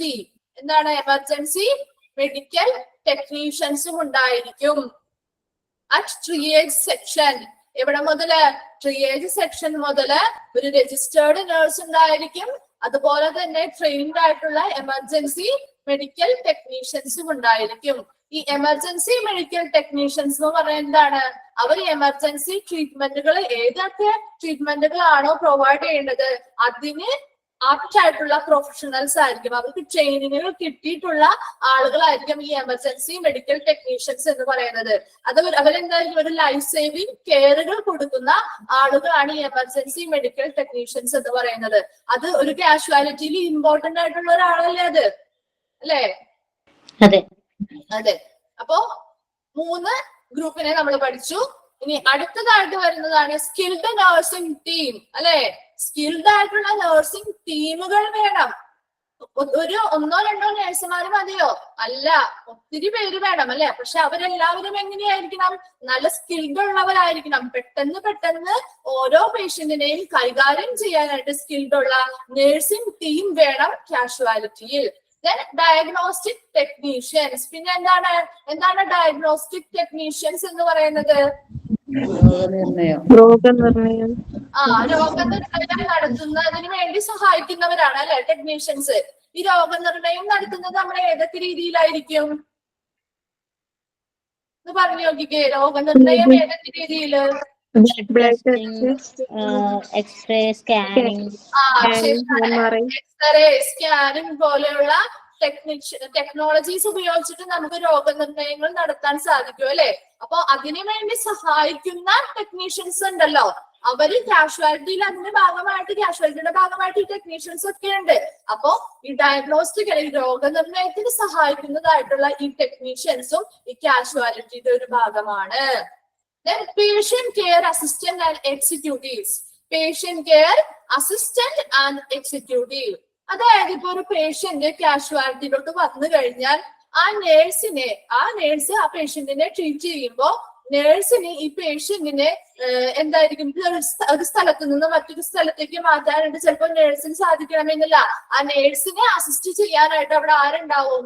പേഷ്യന്റ് കെയർ അസിസ്റ്റന്റുമാരുണ്ടാവും, അല്ലെങ്കിൽ അതിൻ്റെതായ എക്സിക്യൂട്ടീവ്സ് ഉണ്ടാവും, അല്ലെ? ഇപ്പൊ ഒരു ആംബുലൻസിൽ വന്ന ഒരു പേഷ്യന്റ് ആംബുലൻസിൽ വന്ന് അവരെ ഇറക്കിയെങ്കിൽ ആ പേഷ്യന്റിനെ കാഷ്വാലിറ്റിക്ക് കൊണ്ടുപോകാനായിട്ട് അവിടെ അസിസ്റ്റന്റുമാരുണ്ടാവും. അതുപോലെ ഈ കാഷ്വാലിറ്റിയിൽ ഒരു പേഷ്യന്റ് എത്തിക്കഴിഞ്ഞാൽ ഒരു പേഷ്യന്റിനെ ഒരു സ്ഥലത്ത് നിന്നും മറ്റൊരു സ്ഥലത്തേക്ക് മാറ്റാനും അതുപോലെ ട്രീറ്റ്മെന്റിന് വേണ്ടിയിട്ട് നേഴ്സസിനെ അസിസ്റ്റ് ചെയ്യാനായിട്ടും വ്യക്തികൾ ഉണ്ടായിരിക്കും. കൂടാതെ ഇപ്പൊ ചിലപ്പോൾ വല്ല എമർജൻസി മെഡിസിൻസോ കാര്യങ്ങളോ ഒക്കെ ആവശ്യമായി വന്നേക്കാം. അപ്പൊ അങ്ങനെയുള്ള സമയങ്ങളിൽ ആ കൃത്യസമയത്ത് മെഡിസിൻസ് ലഭ്യമാക്കാനും ഇങ്ങനെയുള്ള അസിസ്റ്റന്റുകൾ അല്ലെങ്കിൽ എക്സിക്യൂട്ടീവ്സ് ഈ കാഷ്വാലിറ്റി ഡിപ്പാർട്ട്മെന്റിൽ ഉണ്ടായിരിക്കും. അപ്പോ ആരൊക്കെയായിരുന്നു വർക്ക് ഫോഴ്സിലുള്ളത്? ഒന്ന് പറഞ്ഞു നോക്കിയേ. മെഡിക്കൽ ഓഫീസർ ഉണ്ടായിരിക്കും, ശരിയാണ്. കൺസൾട്ടൻസ് ഉണ്ടായിരിക്കും.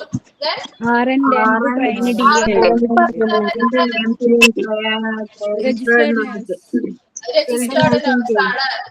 ഈ ടേംസ് എന്തായാലും എഴുതി വെച്ചേക്കാട്ടോ. ആർ എന്ന് പറഞ്ഞാൽ രജിസ്റ്റേർഡ് നഴ്സ് ആണ്. EMT എന്ന് പറഞ്ഞാൽ എന്താണ്? എമർജൻസി മെഡിക്കൽ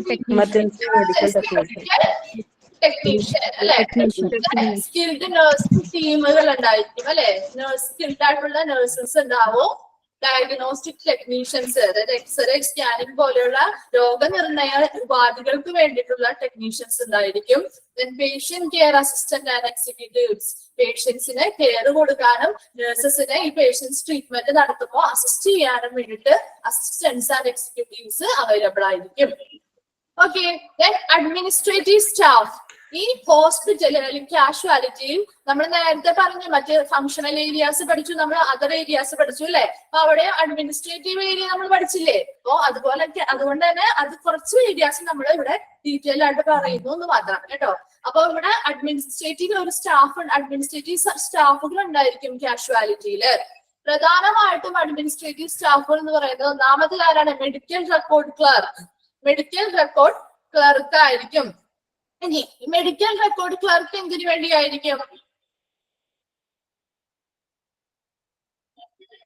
ആർക്കെങ്കിലും അറിയോ മെഡിക്കൽ റെക്കോർഡ് ക്ലർക്ക്?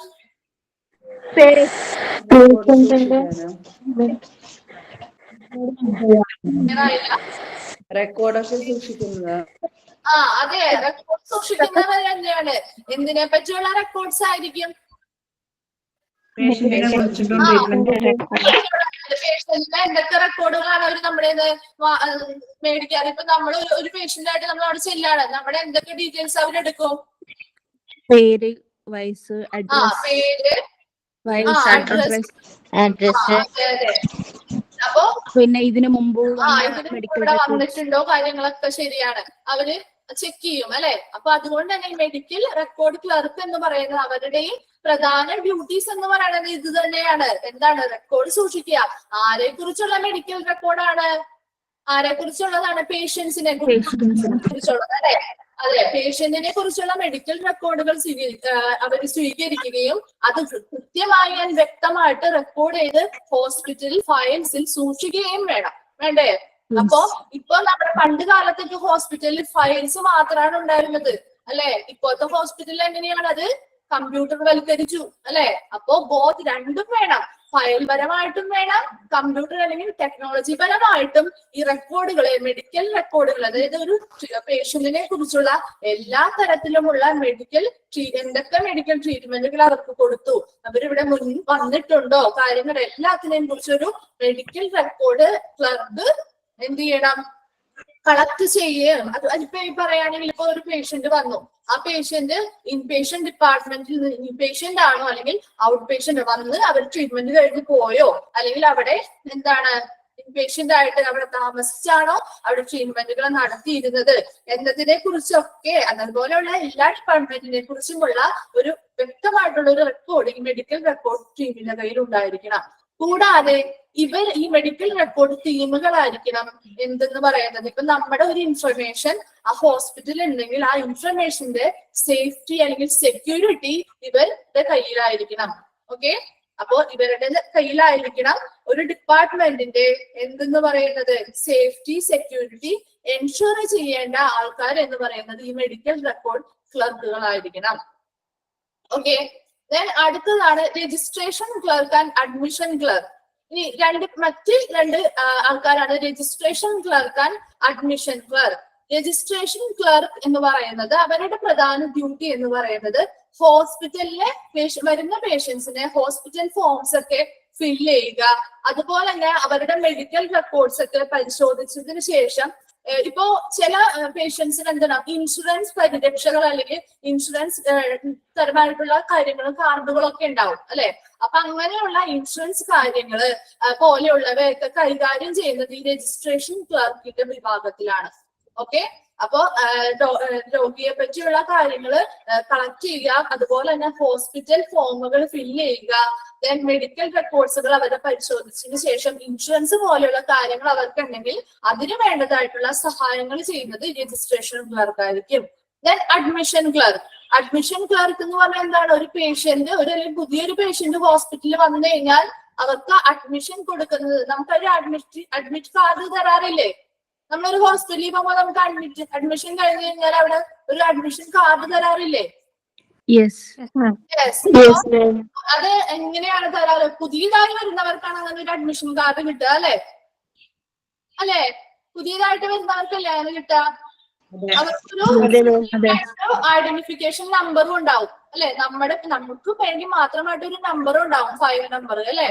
അപ്പോ അതൊക്കെ പ്രൊവൈഡ് ചെയ്യുന്നത്, അതായത് പുതിയതായിട്ടുള്ള പേഷ്യൻസ് വന്നാല് അവരുടെ ഡീറ്റെയിൽസ്, അവരുടെ കാര്യങ്ങളൊക്കെ കളക്ട് ചെയ്തിട്ട് അവർക്ക് അങ്ങനെയുള്ള അഡ്മിറ്റ് കാർഡുകൾ പ്രൊവൈഡ് ചെയ്യുക. അതുപോലെ തന്നെ എന്താണ്, പഴയതായിട്ടുള്ള പേഷ്യൻസ് ഉണ്ടെങ്കിൽ അവരുടെ റെക്കോർഡുകൾ, അതായത് അവരുടെ പഴയ ഫയലുകൾ ഉണ്ടെങ്കിൽ അതിനെയൊക്കെ റിട്രീവ് ചെയ്തെടുക്കുക. കൂടാണ്ട് പുതിയ ഏതെങ്കിലും പേഷ്യൻസിന്റെ അല്ലെങ്കിൽ ബൈസ്റ്റാൻഡേഴ്സോ ആരെങ്കിലും വന്ന് എന്തെങ്കിലുമൊക്കെ സംശയങ്ങളോ കാര്യങ്ങളോ ഒക്കെ ഇതിനെപ്പറ്റി ചോദിക്കുകയാണെങ്കിൽ അതൊക്കെ ഒന്ന് എൻക്വയറി ചെയ്യണമെങ്കിൽ അതിനെപ്പറ്റിയൊക്കെ ഒന്ന് ക്ലിയർ ചെയ്ത് കൊടുക്കുക എന്നുള്ളതാണ് ഏത് അഡ്മിഷൻ ക്ലർക്ക് എന്ന് പറയുന്നത്. ഓക്കെ, അപ്പോ അഡ്മിനിസ്ട്രേറ്റീവ് സ്റ്റാഫുകളില് പ്രധാനമായിട്ടും നമ്മൾ മെഡിക്കൽ റെക്കോർഡ് ക്ലർക്കിനെ പറ്റിയും രജിസ്ട്രേഷൻ ക്ലർക്ക് ആൻഡ് അഡ്മിഷൻ ക്ലർക്കിനെ പറ്റിയും പറയാം. അടുത്തതാണ് റെക്കോർഡ്സ്. എന്തൊക്കെ റെക്കോർഡുകളാണ് ഈ കാഷ്വാലിറ്റി എന്ന് പറയുന്ന ഒരു ഡിപ്പാർട്ട്മെന്റിൽ കീപ്പ് ചെയ്യേണ്ടത് എന്നുള്ളതാണ്. ഓക്കെ, എന്തൊക്കെ റെക്കോർഡ്സ് ആണ്? ഫസ്റ്റ് റെക്കോർഡ് ആരെ പറ്റിയുള്ള റെക്കോർഡാണ് വേണ്ടത്? Patients record. Patients record. ഈ പേഷ്യൻസ് റെക്കോർഡിൽ എന്തൊക്കെയായിരിക്കും പ്രധാനമായിട്ടും വരിക? അവരുടെ പേര്, അഡ്രസ്, അതായത് ഇപ്പൊ ഒരു കാഷ്വാലിറ്റി ഒരു പേഷ്യന്റ്, ആ പേഷ്യന്റിന്റെ പേരെന്താണെന്നല്ലേ, വ്യക്തിഗതമായിട്ടുള്ള എല്ലാ റിപ്പോർട്ടുകൾ വേണം അല്ലെ? ആ പേഷ്യന്റിന്റെ മറ്റ് പേഴ്സണൽ ആയിട്ടുള്ള ഡീറ്റെയിൽസ് വേണം. പിന്നെ എന്ത് വേണം? ആ രോഗി എന്താണെന്ന് തിരിച്ചറിയാനായിട്ട്, അല്ലെങ്കിൽ ആ രോഗി ഏതാണെന്ന് തിരിച്ചറിയാൻ സാധിക്കുന്ന രീതിയിലുള്ള മറ്റു ഡീറ്റെയിൽസ് വേണം. കൂടാണ്ട് രോഗിയുടെ രോഗത്തെ കുറിച്ച് അല്ലെങ്കിൽ രോഗചരിത്രത്തെ കുറിച്ച് അതിന്റെ ഒരു ഹിസ്റ്ററി എന്തായാലും ഈ പേഷ്യന്റ് റെക്കോർഡിൽ ഉണ്ടായിരിക്കണം. അപ്പൊ ഇത്രയും കാര്യങ്ങള് ഉൾക്കൊള്ളുന്ന ഒരു റെക്കോർഡാണ് പേഷ്യൻസ് റെക്കോർഡ് എന്ന് പറയുന്നത്. കാഷ്വാലിറ്റിയിൽ ഏതൊക്കെ രോഗികൾ വരുന്നുണ്ടോ ആ രോഗികളുടെ എല്ലാവരുടെയും ഡീറ്റെയിൽഡ് ആയിട്ടുള്ള ഒരു റെക്കോർഡ് എവിടെ ഉണ്ടായിരിക്കും? കാഷ്വാലിറ്റിയിൽ ഉണ്ടായിരിക്കും. ഈ പേഷ്യന്റ് റെക്കോർഡിലായിരിക്കും അതെല്ലാം ഡീറ്റെയിൽ ആയിട്ട്, അതായത് പേഷ്യൻസിന്റെ ജനറൽ ആയിട്ടുള്ള ഇൻഫർമേഷൻസ്, അവരുടെ ഒരു രോഗത്തിന്റെ ഒരു ഹിസ്റ്ററി, അങ്ങനെയുള്ള കാര്യങ്ങളൊക്കെ പേഷ്യന്റ് റെക്കോർഡിൽ അവർ റെക്കോർഡ് ചെയ്ത് സൂക്ഷിച്ചിട്ടുണ്ടായിരിക്കും. ദെൻ രണ്ടാമത്തതാണ് കാഷ്വാലിറ്റി ഡെത്ത് രജിസ്റ്റർ അല്ലെ? കാഷ്വാലിറ്റിയിൽ വെച്ച് ആരെങ്കിലും മരണപ്പെട്ടിട്ടുണ്ടെങ്കിൽ കാഷ്വാലിറ്റിയിൽ വന്നതിന് ശേഷം കേട്ടോ, കാഷ്വാലിറ്റിയിൽ വന്നതിന് ശേഷം മരണപ്പെട്ട രോഗികളൊക്കെ ഉണ്ടെങ്കിൽ ആ രോഗികളെ കുറിച്ചുള്ള റെക്കോർഡ് എപ്പോഴും ഒരു കാഷ്വാലിറ്റി ഡെത്ത് രജിസ്റ്ററിൽ രേഖപ്പെടുത്തിയിരിക്കും. ദെൻ അടുത്തത് observation and follow up record അല്ലെ? ഒബ്സർവേഷൻ എന്ന് പറഞ്ഞാൽ എന്താണ് ഒബ്സർവേഷൻ? നിരീക്ഷിക്കുക. ഫോളോ അപ്പോ തുടരും. എന്താണ്? തുടർന്നുള്ള കാര്യങ്ങൾ അല്ലെ? പിന്നീട് പിന്തുടരേണ്ടതായിട്ടുള്ള കാര്യങ്ങള്. അപ്പൊ ഇങ്ങനെ ചില രോഗികളെ ഒബ്സർവേഷനിലായിരിക്കും ഇരിക്കുക അല്ലെ? ചില രോഗികളുടെ അസുഖങ്ങൾ എങ്ങനെയായിരിക്കും? ഒബ്സർവേഷനിൽ വെച്ചിരിക്കും. അങ്ങനെ ഒബ്സർവേഷനുകള് അല്ലെങ്കിൽ അവരുടെ നിരീക്ഷണങ്ങള്, അവരുടെ രോഗം എന്താണെന്ന് നിരീക്ഷിച്ചു വരുന്ന ഫൈൻഡിങ്സുകള്, അല്ലെങ്കിൽ അവർക്ക് കൊടുക്കുന്ന മറ്റു രോഗികൾക്ക് കൊടുക്കുന്ന ഫോളോ അപ്പുകള്, കാര്യങ്ങളെല്ലാം അവിടെ ഓൾറെഡി കാഷ്വാലിറ്റിയിൽ എന്ത് ചെയ്തിട്ടുണ്ടാവും? റെക്കോർഡ് ചെയ്തിരിക്കും, രേഖപ്പെടുത്തിയിരിക്കും. Then referral record. റെഫറൽ എന്താണെന്ന് നമ്മൾ നേരത്തെ ഡീറ്റെയിൽ ആയിട്ട് പറഞ്ഞു. എന്താണ്? ഒരു ഡോക്ടർ മറ്റൊരു ഡോക്ടർക്ക് അല്ലെങ്കിൽ ഒരു ഡോക്ടർ മറ്റൊരു മെഡിക്കൽ സേവനത്തിന് വേണ്ടിയിട്ട് ഒരു പേഷ്യന്റിനെ എന്ത് ചെയ്യുന്നു? റെഫർ ചെയ്യുന്നതിനെയാണ് റെഫറൽ റെക്കോർഡ്സിൽ ഉൾപ്പെടുന്നത്. ഓക്കെ, അപ്പൊ ഏതെങ്കിലും ഒരു പേഷ്യന്റിന് ബെറ്റർ ട്രീറ്റ്മെന്റുകൾ കിട്ടാൻ വേണ്ടിയോ അല്ലെങ്കിൽ മറ്റ് മെഡിക്കൽ സേവനങ്ങൾ ലഭ്യമാകുന്നതിന് വേണ്ടിയോ ഒരു പേഷ്യന്റിന് റെഫറൻസ് കൊടുക്കുകയാണെങ്കിൽ അവിടെ ആ റെഫറൽ റെക്കോർഡിൽ അത് രേഖപ്പെടുത്തിയിരിക്കും. Then treatment record. ചികിത്സയുമായി ബന്ധപ്പെട്ട എല്ലാ രീതിയിലുള്ള എന്തൊക്കെ ചികിത്സകൾ ഒരു പേഷ്യന്റിന് കൊടുത്തു, എത്രത്തോളം അത് അവർക്ക് ആ ചികിത്സ ഭേദമായി അല്ലെങ്കിൽ തുടർ ചികിത്സകൾ കൊടുത്തിരുന്നു, എന്തൊക്കെ ചികിത്സകളാണ് തുടർ ചികിത്സകളായിട്ട് കൊടുത്തത് എന്നുള്ള എല്ലാ ട്രീറ്റ്മെന്റിന്റെ വിശദീകരണങ്ങളും ഈ ട്രീറ്റ്മെന്റ് റെക്കോർഡിൽ ഉൾപ്പെടുന്നു. ദെൻ മൈനർ OT എന്ന് പറഞ്ഞാൽ എന്താ? OT therapy, operation theatre. അവിടെ എഴുതി വെച്ചേക്കാം. OT എന്ന് പറഞ്ഞാൽ ഓപ്പറേഷൻ തിയേറ്റർ. ഓപ്പറേഷൻ തിയേറ്റർ എന്നാണ്. അപ്പോ minor OT records, minor operation theatre records എന്ന് പറഞ്ഞാല് ചെറിയ സർജറികൾ, അതായത് മൈനർ ആയിട്ടുള്ള ഓപ്പറേഷൻ തിയേറ്ററുകൾ എന്ന് പറഞ്ഞാല് ചെറിയ മൈനർ ആയിട്ടുള്ള സർജറികളൊക്കെ ചെയ്യാൻ വേണ്ടിയിട്ടുള്ള ഒരു ഓപ്പറേഷൻ ക്യാരി ചെയ്യാനുള്ള ഇടമാണ് മൈനർ OT റെക്കോർഡ്സ് എന്ന് പറയുന്നത്.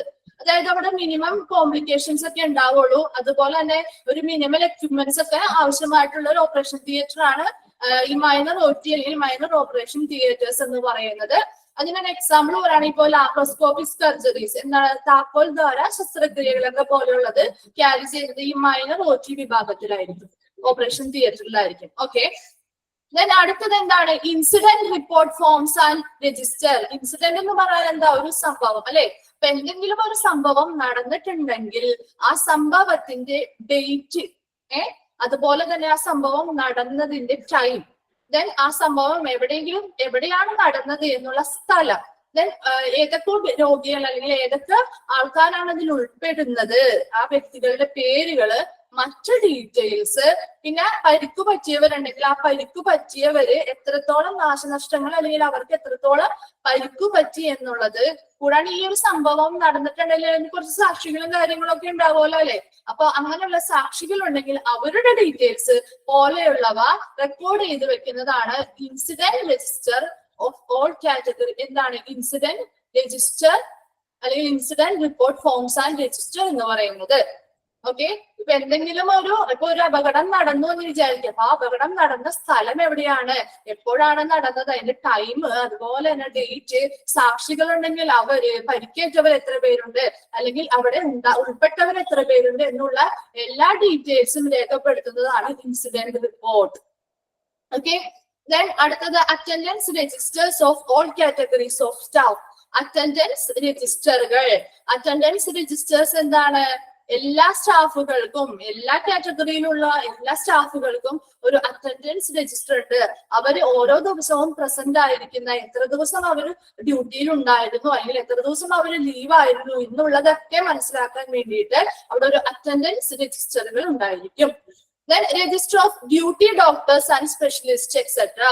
അതുപോലെ തന്നെ ഇപ്പൊ സ്റ്റാഫുകൾക്കുള്ള അറ്റൻഡൻസ് രജിസ്റ്റർ പോലെ തന്നെ ഡ്യൂട്ടി ഡോക്ടേഴ്സിനും സ്പെഷ്യലിസ്റ്റുകൾക്കും അങ്ങനെയുള്ള മറ്റു ഡോക്ടേഴ്സിനും രജിസ്റ്ററുകൾ ഉണ്ടായിരിക്കും. Okay, then all documents, example admission card. നമ്മൾ പറഞ്ഞു നേരത്തെ അഡ്മിഷൻ കാർഡ് അല്ലെ. ഒരു പുതിയ രോഗി ഒരു ഹോസ്പിറ്റലിൽ എത്തുമ്പോൾ അവര് അവരുടെ ഒരു പുതിയ മെഡിക്കൽ റെക്കോർഡ് ക്രിയേറ്റ് ചെയ്യുകയാണെങ്കിൽ അവർക്ക് കൊടുക്കുന്ന ഒരു അഡ്മിറ്റ് കാർഡ് ഉണ്ട് അല്ലെ. ആ ഒരു കാർഡ് യൂണിറ്റ് നമ്പർ ഒക്കെ വെച്ചിട്ടുള്ള ഒരു കാർഡ് ഉണ്ട്. ആ കാർഡുകൾ കൊടുക്കുന്നതാവാം. അല്ലെങ്കിൽ കേസ് ഷീറ്റ്. കേസ് ഷീറ്റ് എന്ന് പറഞ്ഞാൽ അറിയോ? കേസ് ഷീറ്റ് അതായത് പേഷ്യന്റിനെ കുറിച്ചുള്ള ഒരു ഹിസ്റ്ററി, കംപ്ലീറ്റ് ഹിസ്റ്ററി പ്രൊവൈഡ് ചെയ്യുന്ന, അല്ലെങ്കിൽ എന്താണ് പേഷ്യൻസിനെ പറ്റിയുള്ള ഒരു കംപ്ലീറ്റ് ഹിസ്റ്ററി, അവരുടെ രോഗത്തെ കുറിച്ചുള്ള ഒരു കംപ്ലീറ്റ് ഹിസ്റ്ററി. ഈ കേസ് ഷീറ്റിൽ എന്തൊക്കെയുണ്ടായിരിക്കും? രോഗിയുടെ സിംറ്റംസ് ഉണ്ടെങ്കിൽ അതുണ്ടായിരിക്കും. അതുപോലെ തന്നെ എങ്ങനെയാണ് അവരുടെ രോഗനിർണയം നടത്തിയത്, ഡയഗ്നോസ് ചെയ്തത് എങ്ങനെയാണ്, ട്രീറ്റ്മെന്റുകൾ എന്തൊക്കെയാണ് പ്രൊവൈഡ് ചെയ്തത്, എന്തൊക്കെ ഫോളോ അപ്പുകളാണ് അവർക്ക് കൊടുത്തത്, ഓരോ ഇൻഡിവിജ്വൽ പേഷ്യൻസിനും എന്തൊക്കെ ഫോളോ അപ്പുകളാണ് കൊടുത്തത് എന്നുള്ള രീതിയിലുള്ള ഓരോ ഇൻഡിവിജ്വൽ പേഷ്യൻസിനും അവരുടേതായിട്ടുള്ള ഒരു കേസ് ഷീറ്റ് അല്ലെങ്കിൽ കേസ് ഹിസ്റ്ററി ഉണ്ടായിരിക്കും. അതിൽ അവർക്ക് കൊടുത്തിരിക്കുന്ന എല്ലാ സേവനങ്ങളും, മെഡിക്കൽ പരമായിട്ടുള്ള എല്ലാ കാര്യങ്ങളും ആ കേസ് ഹിസ്റ്ററി നോക്കിയാൽ അല്ലെങ്കിൽ കേസ് ഷീറ്റ് നോക്കിയാൽ നമുക്ക് മനസ്സിലാവും. Then drug charts. Drug charts എന്ന് പറഞ്ഞാൽ ഇവിടെ എന്താണ്? മെഡിക്കേഷൻസ് അല്ലെങ്കിൽ മെഡിസിൻ എന്തൊക്കെ കൊടുത്തു എന്നുള്ളതാണ്. ഒരു പേഷ്യന്റ് ആദ്യമായിട്ട് ഹോസ്പിറ്റലിൽ വരുമ്പോൾ അവർക്ക് എന്ത് ട്രീറ്റ്മെന്റിന് വേണ്ടി എന്തൊക്കെ മെഡിസിൻസ് കൊടുത്തു, അത് എത്രത്തോളം ഡോസിലാണ് കൊടുത്തത് എന്നുള്ളതൊക്കെ സൂചിപ്പിക്കുന്നതാണ് ഡ്രഗ് ചാർട്ടുകൾ എന്ന് പറയുന്നത്. Death certificate. ഇപ്പൊ മരണങ്ങൾ സംഭവിച്ചിട്ടുണ്ടെങ്കിൽ അവരുമായി ബന്ധപ്പെട്ട ഡെത്ത് സർട്ടിഫിക്കറ്റ് ഫോമുകളും എല്ലാം എന്ത് ചെയ്യുന്നു? അവിടെ രജിസ്റ്റർ ചെയ്ത് വെക്കുന്നുണ്ട്. അഡ്മിഷൻ കാർഡുകൾ കൊടുത്തിട്ടുണ്ടെങ്കിൽ അത്, കേസ് ഷീറ്റുകൾ ഉണ്ടാക്കി കേസ് ഷീറ്റുകൾ കൊടുത്തിട്ടുണ്ടെങ്കിൽ അത്, ഡെത്ത് ചാർട്ടുകള്, ഡെത്ത് സർട്ടിഫിക്കറ്റ് പോലുള്ള എല്ലാ മറ്റു ഡോക്യുമെന്റ്സിന്റെയും രേഖകൾ കാഷ്വാലിറ്റിയിൽ ഉണ്ടായിരിക്കണം. MLC. എന്താണ് MLC? Medical legal case. Medico legal case അല്ലെ. മെഡിക്കോ ലീഗൽ കേസ് ഒന്ന് എഴുതി വെച്ചേക്കാട്ടോ. മെഡിക്കൽ ലീഗൽ കേസ് എഴുതി വെച്ചേക്ക. MLC മെഡിക്കോ പറയേണ്ടത് medico legal case. Medico. Okay, medico legal case, MLC.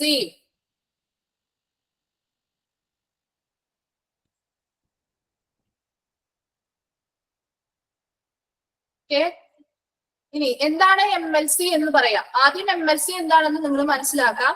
MLC എന്ന് പറയുന്നത്, MLCക്ക് നിങ്ങൾക്ക് നോട്ട് തരാം. അത് എങ്ങനെ വേണം? മലയാളത്തിൽ വേണോ അതോ ഇംഗ്ലീഷിൽ വേണോ? എങ്ങനെയാണെന്ന്? ഇംഗ്ലീഷിൽ ഇംഗ്ലീഷിൽ മതി മാം. ഇംഗ്ലീഷിൽ മതി അല്ലെ? അപ്പോ എഴുതിയെടുത്തോളാം. MLC involves any injury or medical condition, any injury or medical condition in which MLC involves any injury or medical condition in which law enforcement agencies investigate and fix the responsibility regarding of ഒന്നുകൂടി clear and കഴിഞ്ഞിട്ട് എന്താ മാം മതി പതുക്കെ and fix the മാം ഒന്നുകൂടി പറയാമോ പതുക്കെ? Speed കൂടുതലാ. The MLC involves any injury or medical condition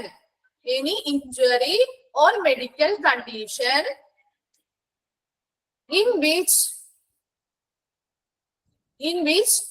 law enforcement agencies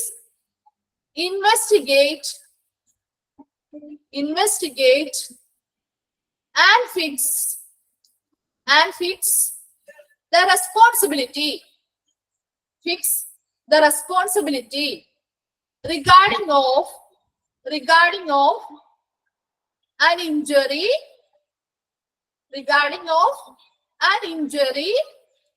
or medical condition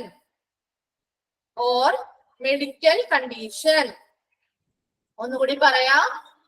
The MLC involves any injury or medical condition in which law enforcement agencies investigate and fix the responsibility regarding of an injury or medical condition.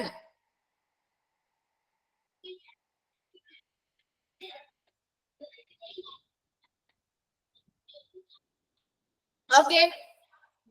ഇപ്പൊ എന്താണ് MLC എന്ന് പറയട്ടെ? MLC എന്ന് പറഞ്ഞാല് ഇതില് എന്തൊക്കെയാണ് ഉൾപ്പെടുന്നത്? Injury അല്ലെങ്കിൽ മെഡിക്കൽ കണ്ടീഷൻ അല്ലെ? എന്തെങ്കിലും പരിക്കോ രോഗാവസ്ഥയോ ആണ് MLCയിൽ ഉൾപ്പെടുന്നത്.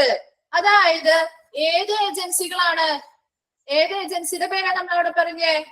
ലോ എൻഫോഴ്സ്മെന്റ് ഏജൻസി അല്ലെ? നിയമ നിർവഹണ ഏജൻസികള് ഒരു പരിക്ക് അല്ലെങ്കിൽ രോഗാവസ്ഥയെ സംബന്ധിച്ചുള്ള ഉത്തരവാദിത്തം അന്വേഷിക്കുകയും പരിഹരിക്കുകയും ചെയ്യുന്നു. ഒന്നുകൂടി പറയാം.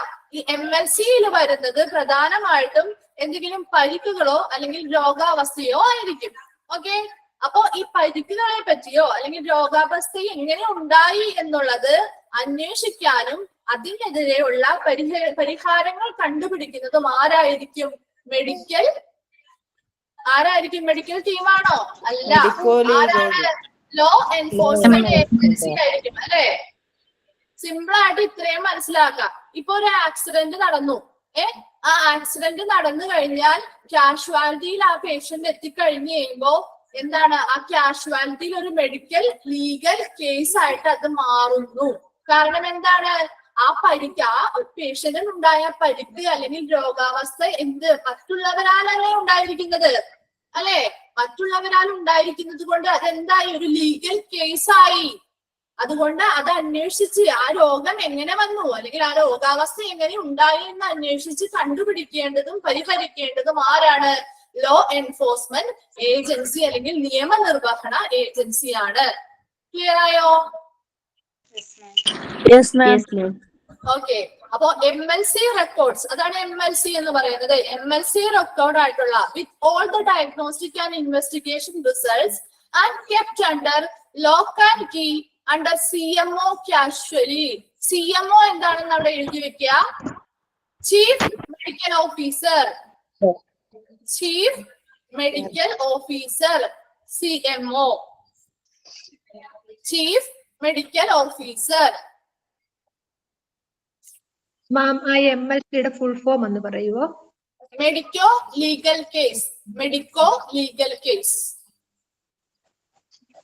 Okay, thank you. Okay, then ഈ MLC CMO എഴുതിയോ? Chief medical officer.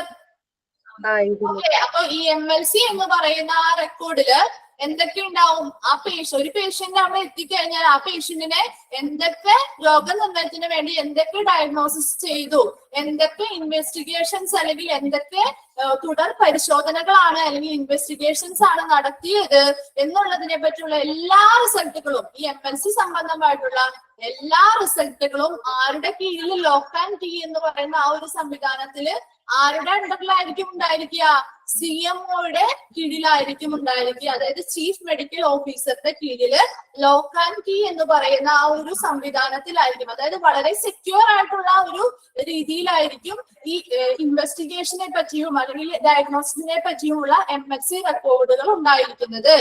Then in medical legal cases, that means MLC, like accident and trauma, assault, rape, poisoning, unconscious broad death should be stamped as MLC.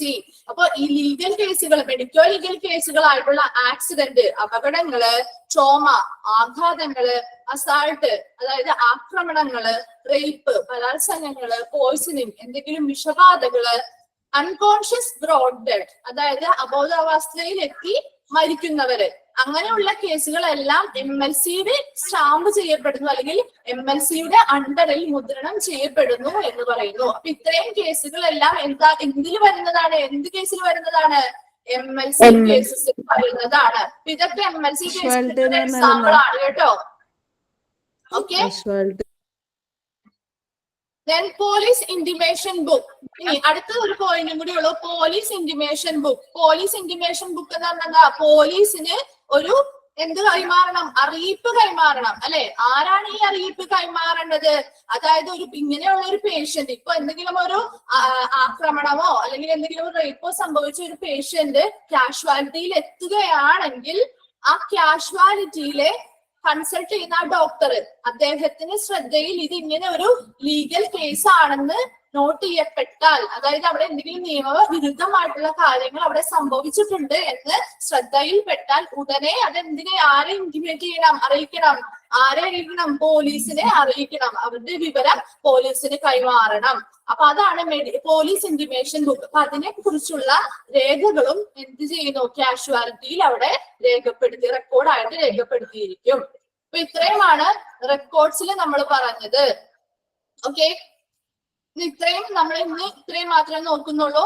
ഇനി ഇത്രയും പറഞ്ഞതിൽ എന്തെങ്കിലും doubts ഉണ്ടോ? Assault പറയുന്ന meaning എന്താ മാം? Assault എന്ന് പറഞ്ഞാൽ ആക്രമണങ്ങള്.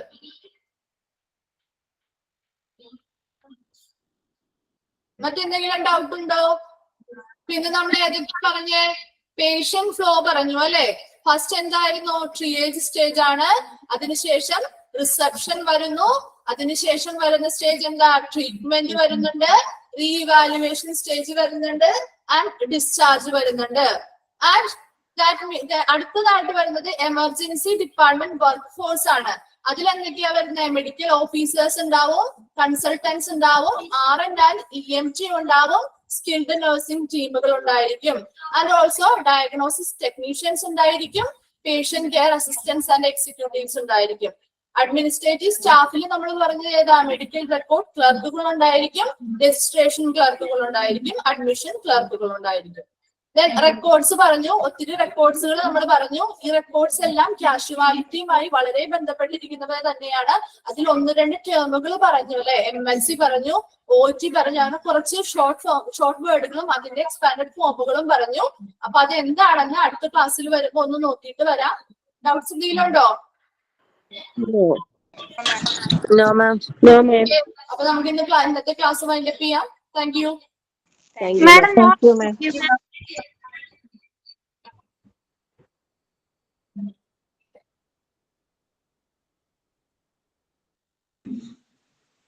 ഈ മാമിന്റെ പേരായിരുന്നോ?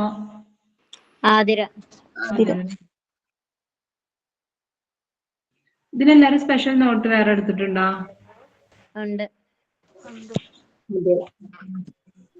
നോട്ട് തന്നോ?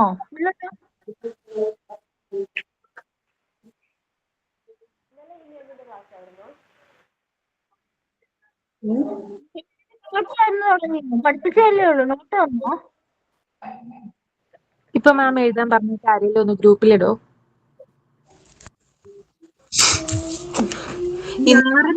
എന്താണ് ആറൻ?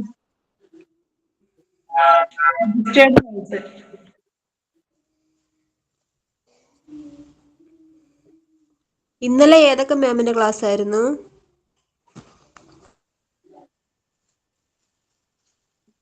ഇംഗ്ലീഷ് ഉണ്ടായിരുന്നു, പിന്നെ ഇപ്പൊ എടുത്ത മാം ഉണ്ടായിരുന്നു. എടാ ഈ ആറൻ എന്ന് പറഞ്ഞ ഫുൾ ഫോം എന്താണ്? ആറൻ രജിസ്റ്റേർഡ് നഴ്സ്. Registered nurse. നമുക്ക് വാട്സപ്പ് ഗ്രൂപ്പ് ഉണ്ടോ? EMTO ഉണ്ട്. Emergency medical technician. ഇന്ന് അതർ ഏരിയ മുതലാണോ എടുത്തത്? ഫസ്റ്റ് ഇത് കയറാൻ പറ്റിയിട്ടുണ്ടായിരുന്നില്ല. Patient flow. അവിടെ മുതലാണല്ലേ? അതെ.